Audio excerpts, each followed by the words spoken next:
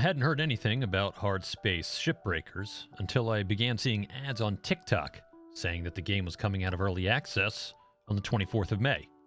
As with most ads, I ignored it probably for the first 30 times or so.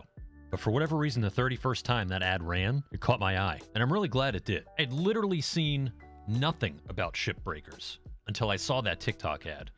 So I did some YouTubing, and I came across the XP Gamer's early access playthrough from 2020.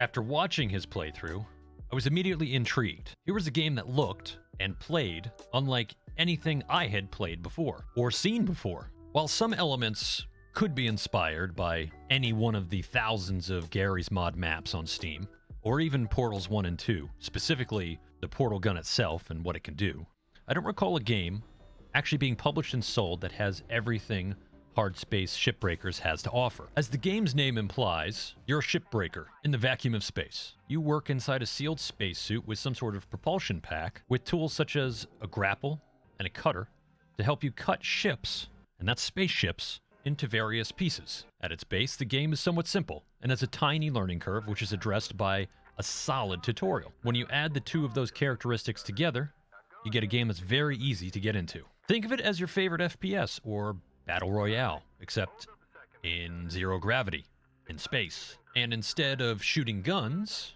here you're using tools to cut ships into manageable salvage. The goal of Shipbreakers is to efficiently get the highest return on the salvage you're tossing into 3 bins. One bin is for processing high-value salvage, such as titanium, or something called nano steel, which I don't believe we have right now. The second bin is really the gaping maw of a huge foundry, which lower value salvage gets tossed into, such as aluminum. And a third bin, which is actually a barge, takes any reusable components from the ship, such as a light, or a seat, or a fuel pod, or even an engine nacelle, or even an engine. Just have a look at all that footage of me tossing things into those bins. Can you tell I like tossing things into those bins? As you start to level up, however, the ship and the game get more complicated. Breakdowns begin to require planning, and at times quick thinking.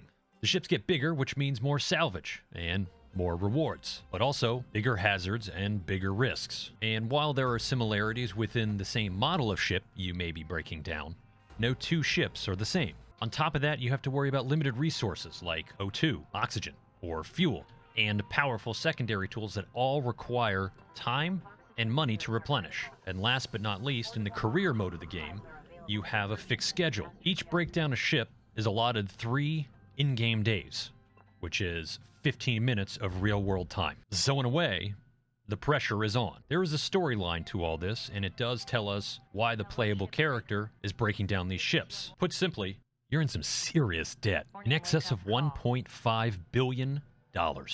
That debt is held by a super-duper megacorp called Lynx, which facilitated humanity's exploration of the solar system and the stars.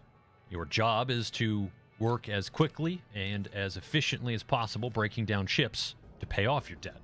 There is more to the story about your character and civilization in the future, but I haven't played enough into the game to provide any spoilers. Not that I would, if I could. I'm gonna non sequitur for a moment and go into the debt portion of the game. To be honest, the debt is a mechanic I haven't fully figured out yet. On one side, the salvage you get during your shifts goes towards paying down that debt.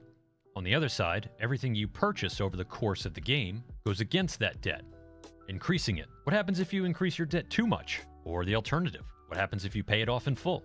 I don't know the answer to that question, and I haven't looked at any other YouTube videos to see if the answer is out there, but I really want to find out.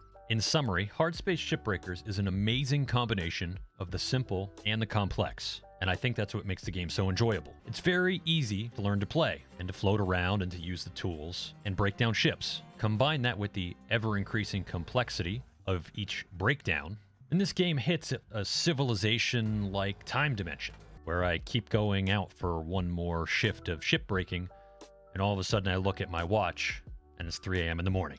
I'd highly recommend this game to everyone. Everyone absolutely needs to give this game a try. But for those of you out there who have played and enjoyed Factorio, or Satisfactory, or other similar games, you're absolutely gonna love Shipbreakers. Thanks for watching my review of Hardspace Shipbreakers.